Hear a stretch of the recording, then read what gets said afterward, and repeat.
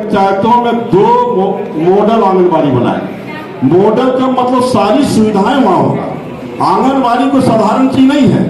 अगर आंगनबाड़ी में जो हमारे ननिहाल बच्चे हैं उनके सभी तरह से देखभाल हो जाए, उनको कुपोषण से मुक्त कर सके, तो कुपोषण इस देश की बड़ी समस्या है। कुपोषण का बच्चा आगे बढ़ता तरह तरह की बीमारी होती है।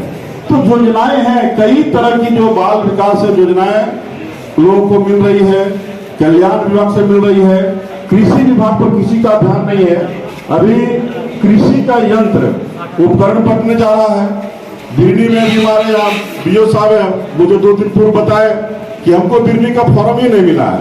मैं तुरंत जिला से बात करके उनको पूरा फॉर्म उपलब्ध कराया और फॉर्म को सार्वजनिक करिए और जो आम लोग हैं, जो किसान हैं, उनको लाभ मिले।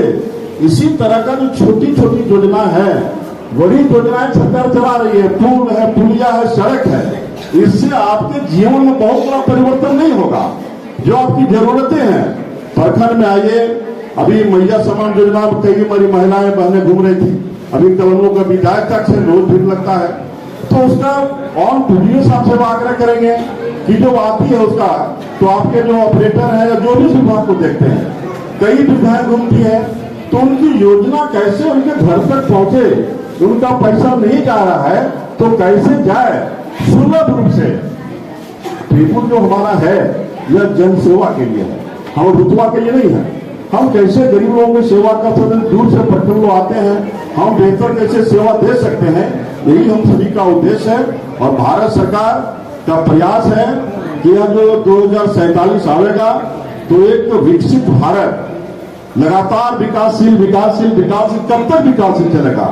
भारत सरकार ने तय किया है जो आगामी 2047 आजादी का 100वां साल जब होगा, यह भारत विकसित राष्ट्र होगा। और विकसित राष्ट्र तभी हो सकता है जो हमारा 50% प्लस जो आबादी महिलाओं का है, 25% बच्चों की जो आबादी है, 75% आबादी, ये अगर सशक्त नहीं होंगे, ये जागरूक नहीं होंगे, इनको योजनाओं का लाभ नहीं मिलेगा, तो विकसित भारत की कल्पना नहीं कर सकते हैं।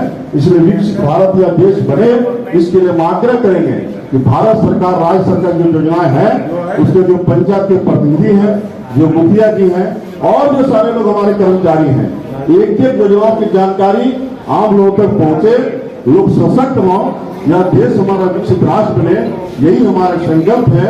हम समझते इसी प्रचार के लिए आपका योजना शुरू क्यों लगाया जाता है।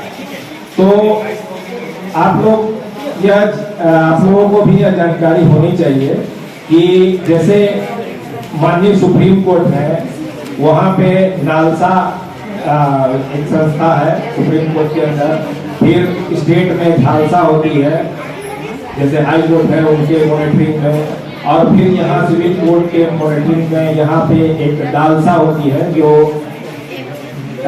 जिसको हम लोग जिला विधिक सेवा प्राधिकार करते हैं।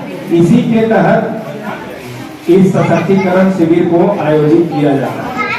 तो विधिक सशक्तिकरण शिविर मतलब देखिए, कानून का मतलब यह नहीं है कि आपके खिलाफ जब केस हो गया तो आपको केस लड़ने का व्यवस्था किया जाए, वही कानूनी सशक्तिकरण।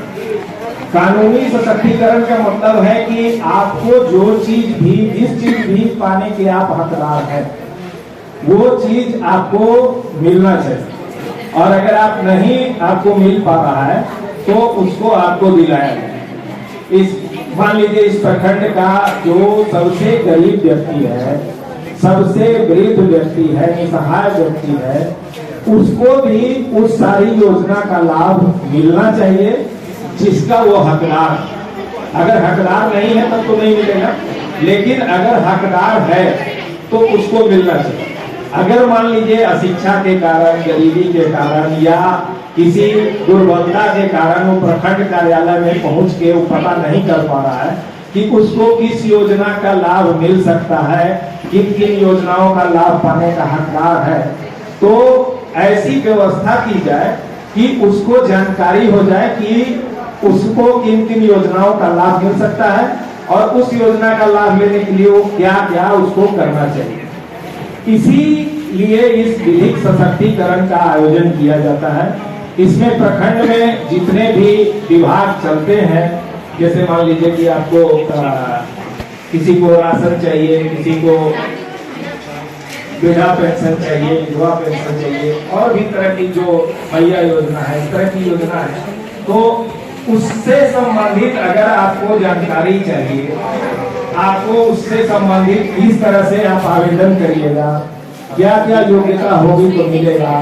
तो इस सिलसिले में सारे विभाग के स्टॉल इस सशक्तिकरण में लगाए जाते हैं।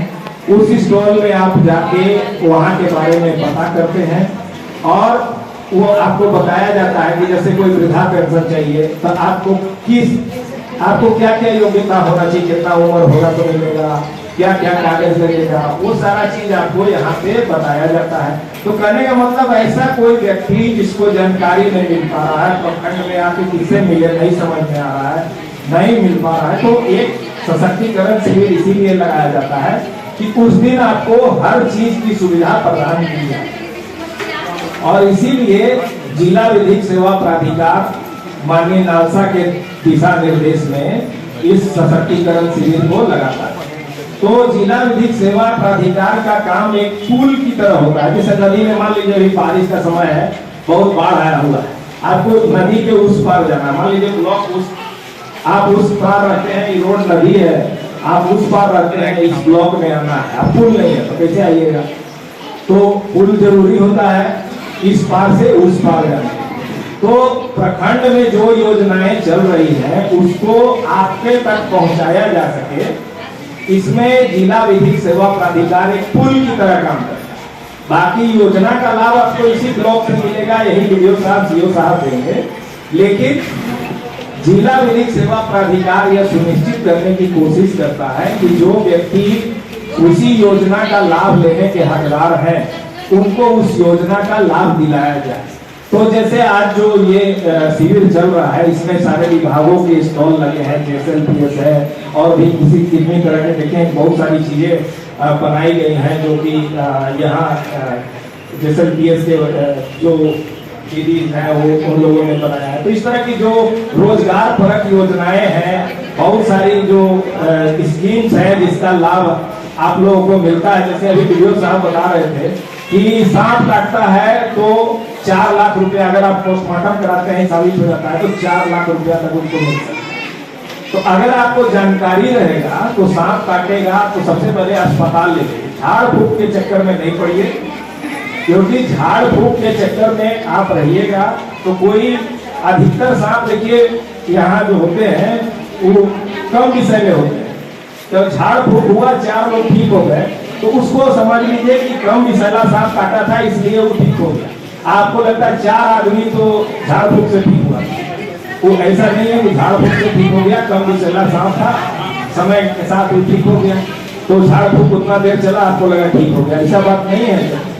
होता क्या है कि जिस दिन विषैला सांप काट देगा उस दिन मर जाएगा।